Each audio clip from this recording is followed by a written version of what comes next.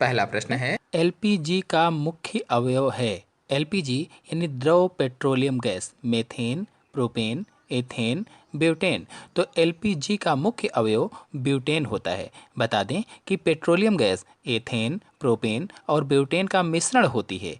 इस गैस का मुख्य अवयव ब्यूटेन और आइसोब्यूटेन होता है। 1 ग्राम एलपीजी गैस जलाने पर लगभग 50 किलो जूल ऊर्जा प्राप्त होती है। इसीलिए एलपीजी का ऊष्मीय मान 50 किलो जूल प्रति ग्राम होता है। आते हैं अगले प्रश्न पर। गर्म जल प्राप्त करने के लिए हम सौर जल तापक का उपयोग किस दिन नहीं कर सकते हैं? धूप वाले दिन, बादलों वाले दिन, गर्म दिन, पवनों वाले दिन। तो आंसर सही होगा इसमें बादलों वाले दिन। सौर जल तापक का उपयोग बादलों वाले दिनों में नहीं किया जा सकता है, क्योंकि जब बादल होंगे तो सूर्य दिखाई नहीं देगा, सूर्य का प्रकाश नीचे आएगा नहीं, इसीलिए सूर्य से जल गर्म नहीं होगा। तो इसीलिए कहा गया है गर्म जल प्राप्त करने के लिए सौर जल तापक का उपयोग बादलों वाले दिन नहीं कर सकते हैं। फिर अगला प्रश्न है, बायोगैस में कितने प्रतिशत मीथेन गैस होती है? बायोगैस में कितने प्रतिशत मीथेन गैस होती है? 25%, 50%, 75%, 100%। तो बायोगैस में 75% मीथेन गैस होती है। बता दें कि बायोगैस को गोबर गैस भी कहा जाता है, क्योंकि इसमें मुख्य रूप से कच्चा पदार्थ गोबर ही होता है और हिंदी में इसे जैव गैस भी कहते हैं। यानी गोबर गैस कहा जाता है और बायोगैस की हिंदी होती है जैव गैस, तो जैव गैस के नाम से भी इसको जाना जाता है। बायोगैस को एक उत्तम ईंधन माना जाता है, क्योंकि इसमें 75% तक मीथेन गैस होती है। यह धुआं उत्पन्न किए बिना ही जलती है। यदि बायोगैस पर फुल वीडियो आप देखना चाहते हैं तो बायोगैस कैसे बनाई जाती है मेरे चैनल में फुल वीडियो, यानी मेरे चैनल बायोलॉजी साइंस एसके पर फुल वीडियो अपलोडेड है, आप वहां पर जाकर के देख सकते हैं। आते हैं अगले प्रश्न पर। सौर सेल बनाने के लिए किसका उपयोग किया जाता है? सौर सेल बनाने के लिए सिलिकॉन का उपयोग किया जाता है, यानी ऑप्शन इसमें सही होगा बी वाला। आपको बताते चलें कि सौर सेल अथवा सोलर सेल एक ऐसी युक्ति है जो सूर्य की प्रकाश ऊर्जा को विद्युत ऊर्जा में बदलती है। यानी ऐसी युक्ति है जो सूर्य की प्रकाश ऊर्जा को विद्युत ऊर्जा में बदलती है। आप लोगों को बता दें कि पहला प्रायोगिक सोलर सेल सन 1954 में बनाया गया था और सौर सेल सिलिकॉन अथवा गैलियम का उपयोग करके बनाए जाते हैं। जो सौर सेल होते हैं ये सिलिकॉन अथवा गैलियम का उपयोग करके बनाए जाते हैं और ये दोनों ही अर्धचालक होते हैं। आते हैं अगले प्रश्न पर। वह उपकरण जो ऊर्जा के रूप को यांत्रिक ऊर्जा में बदलता है क्या कहलाता है? तो ऐसा उपकरण जो ऊर्जा के रूप को यांत्रिक ऊर्जा में, यंत्र ऊर्जा में बदलता है, इंजन कहलाता है। सी वाला ऑप्शन सही होगा। अगला प्रश्न है, गोबर का पानी में जो संयंत्र में अवशेष के रूप में प्राप्त होता है क्या कहलाता है? नोदक, जीवाश्म ईंधन, स्लरी, सलिष्ट तेल। तो ऑप्शन सही होगा इसमें स्लरी होता है। अब बताते चलें कि जब गोबर गैस अथवा बायोगैस बनाई जाती है तो गोबर और पानी को अच्छी तरह से मिलाकर गाढ़ा घोल तैयार किया जाता है। यानी गोबर और पानी को ठीक तरह से, खूब अच्छी तरह से मिलाया जाता है, गाढ़ा घोल तैयार कर लेते हैं। इसी घोल को ही स्लरी बोला जाता है और फिर इस घोल को बायोगैस प्लांट की मिश्रण टंकी में तैयार करते हैं और उसी मिश्रण टंकी से डाइजेस्टर में डाला जाता है। उससे जब गैस प्राप्त हो जाती है तब यह स्लरी अवशेष के रूप में बचती है जो खाद के काम आती है और इस खाद में महत्वपूर्ण रूप से, यानी मुख्य रूप से नाइट्रोजन और फास्फोरस प्रचुर मात्रा में पाई जाती है। आते हैं अगले प्रश्न पर। निम्नलिखित में से कौन जैव मात्रा ऊर्जा स्रोत का उदाहरण नहीं है? लकड़ी, गोबर गैस, कोयला, नाभिकीय ऊर्जा। यानी कौन सा ऐसा ऊर्जा स्रोत है जिसमें जैव मात्रा नहीं होती? तो बताएंगे नाभिकीय ऊर्जा में। फिर अगला प्रश्न है, सौर कुकर 100 डिग्री सेल्सियस से 140 डिग्री सेल्सियस तापमान पर यह तापमान प्राप्त करने के लिए कितने घंटे ले लेता है? जो सौर कुकर होता है, सोलर कुकर होता है, वो 100 डिग्री सेंटीग्रेड से 140 डिग्री सेंटीग्रेड तापमान प्राप्त करने के लिए कितने घंटे लेता है? तो आंसर सही होगा 2 से 3 घंटे लेता है, यानी बी वाला आंसर सही होगा। बता दें कि सोलर कुकर वह युक्ति है जो सौर ऊर्जा का उपयोग करके खाना पकाने के काम आती है।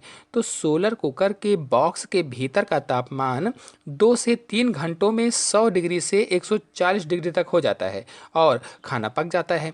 बताते चलें कि सोलर कुकर से वह चीज़ें पकाई जाती हैं जो धीमी धीमी आंच पर पकती हैं, यानी धीमी आंच पर या धीमे धीमे जिनको पकाया जाता है वो सोलर कुकर से पकाने के काम आती हैं। आते हैं अगले प्रश्न पर। निम्नलिखित में से कौन ठोस ईंधन नहीं है? कोयला, लकड़ी, कोख, केरोसिन। तो ठोस ईंधन नहीं है, तो केरोसिन ठोस ईंधन नहीं है, ये द्रव होता है, बाकी सभी ठोस ईंधन होते हैं। आते हैं अगले प्रश्न पर। निम्न में से कौन अनवीकरणीय ऊर्जा स्रोत है? अनवीकरणीय ऊर्जा स्रोत, पहले आपको बता दें फिर आंसर इसका बताते हैं।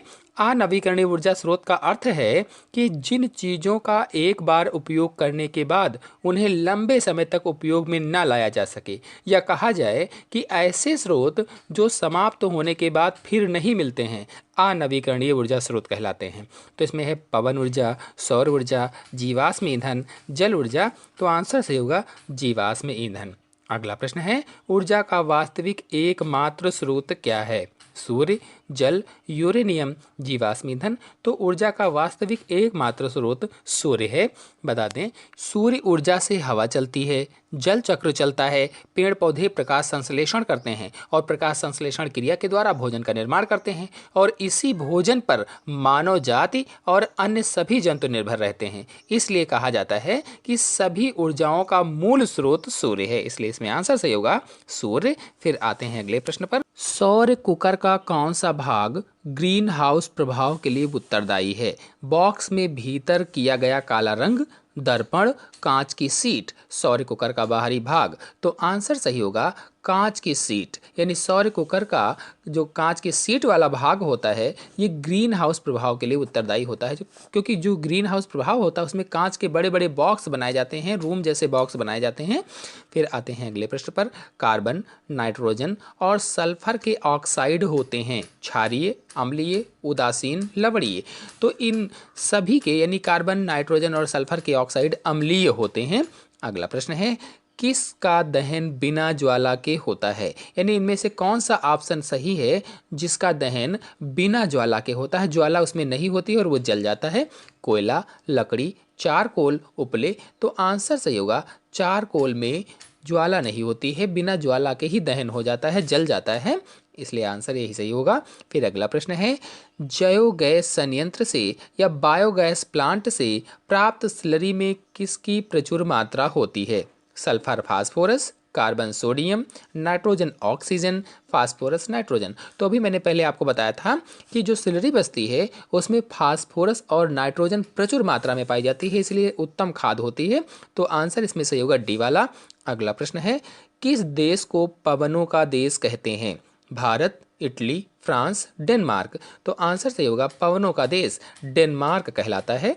अगला प्रश्न है, सौर सेलों का संयोजन कहलाता है सौर पैनल, सौर पट्टी, सौर चक्रिया और सौर प्लेट। तो सौर सेलों का संयोजन यानी जो सौर सेल होते हैं उनका जोड़ क्या कहलाता है? जो जोड़ करके बनाए जाते हैं तो सौर पैनल कहलाते हैं। आप लोग जाते होंगे बाजार से लाते होंगे, बहुत से लोगों के घरों पर लगे भी होंगे सौर पैनल, जिनसे वो घरों में लाइट वगैरह जलाते हैं, पंखे चलाते हैं। तो सौर सेलों का जो संयोजन होता है सौर पैनल कहलाता है।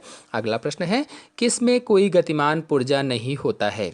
सौर सेल, सौर चक्की, सौर इंजन, सौर कार। तो देखिए सौर चक्की, सौर इंजन और सौर कार जो है इनमें गतिमान ये चीज़ें हैं, तो इसमें गतिमान पुर्जे होते हैं, लेकिन जो सौर सेल है इसमें कोई भी गतिमान पुर्जा नहीं होता है, इसलिए ऑप्शन से होगा ए वाला। अगला प्रश्न है, सौर पैनल में किस धातु के प्रयोग से वे महंगे होते हैं? जो सौर पैनल होता है उसमें ऐसी कौन सी धातु होती है जिससे वे महंगे होते हैं? तांबा, सोना, चांदी, प्लेटिनम। तो आंसर सही होगा चांदी होती है, इसीलिए महंगे होते हैं। अगला प्रश्न है, स्वच्छ ईंधन है पेट्रोलियम, डीजल, जीवाश्म ईंधन, सीएनजी। तो स्वच्छ ईंधन सीएनजी है, अर्थात कंप्रेस्ड नेचुरल गैस है। इसके बारे में मेरे चैनल बायोलॉजी साइंस इसके पर फुल वीडियो अपलोडेड है, आप जा कर के देख सकते हैं। फिर अगला प्रश्न है, समीकरण E = mc² किसके द्वारा व्युत्पन्न है, यानी ये किसने सिद्ध किया था? तो आंसर इसमें से होगा अल्बर्ट आइंस्टीन ने सिद्ध किया था। E बराबर mc²। आइंस्टीन द्वारा प्रतिपादित E बराबर mc² में E फॉर एनर्जी यानी ऊर्जा होता है, M फॉर मास यानी वजन होता है और C फॉर कांस्टेंट यानी प्रकाश की गति स्पीड ऑफ लाइट होता है। तो इस तरह से E बराबर mc² इन्होंने सिद्ध किया था। अब आते हैं अगले प्रश्न पर। अगला प्रश्न है, कौन बायोमास ऊर्जा का उदाहरण नहीं है? लकड़ी, गोबर गैस, नाभिकीय ऊर्जा, चारकोल। तो बायोमास ऊर्जा का उदाहरण नाभिकीय ऊर्जा नहीं है। फिर अगला प्रश्न है, बहते जल में कौन सी ऊर्जा होती है? बहते हुए जल में कौन सी ऊर्जा होती है? गतिज, स्थितिज, नाभिकीय, ऊष्मीय। तो बहते जल में गतिज ऊर्जा होती है। अगला प्रश्न है, नाभिकीय ऊर्जा कार्बन परमाणु के दहन की तुलना में कितने गुना अधिक होती है? तो आंसर होगा 1 करोड़ गुना अधिक होती है। अगला प्रश्न है, कृत्रिम उपग्रह में विद्युत शक्ति सप्लाई की जाती है रासायनिक बैटरी से, सोलर पैनल से, पृथ्वी पर स्थित पावर स्टेशन से, विंड मिल से। तो इसमें आंसर सही होगा सोलर पैनल से कृत्रिम उपग्रहों में विद्युत शक्ति की सप्लाई की जाती है। अगला प्रश्न है, पवन चक्की कार्य करती है समुद्री तरंगों की ऊर्जा से, वायु की गतिज ऊर्जा से, जल की स्थितिज ऊर्जा से, सौर ऊर्जा से। तो पवन चक्की वायु की गतिज ऊर्जा से कार्य करती है, यानी पवन चक्की वायु से चलती है, तो वायु की गतिज ऊर्जा इसमें आंसर सही होगा। फिर अगला प्रश्न है, ऊष्मा का अच्छा अवशोषक है काली सतह, नीली सतह, हरी सतह, सफ़ेद सतह। तो ऊष्मा का अच्छा अवशोषक काली सतह होता है। इसीलिए कहा जाता है जाड़े में रंगीन कपड़े, डार्क कलर के कपड़े पहनने से जो जाड़ा होता है कम लगता है।